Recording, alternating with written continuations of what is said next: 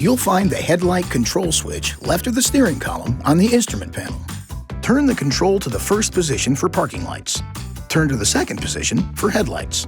You can also turn the control to the auto position. In this position, the headlights will turn on or off automatically based on the surrounding light levels. The dimmer control switch controls your instrument panel lights.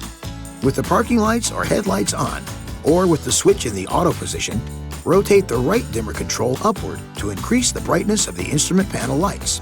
Rotate the left dimmer control upward to adjust the interior and ambient light levels.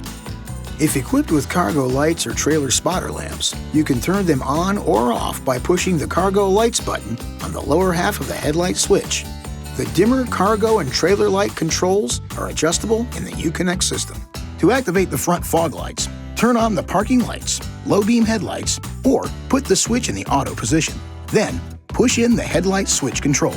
Push the headlight switch control a second time to turn the fog lights off. This video is not intended to take the place of your owner's manual. For complete details and other important safety information, please see your owner's information.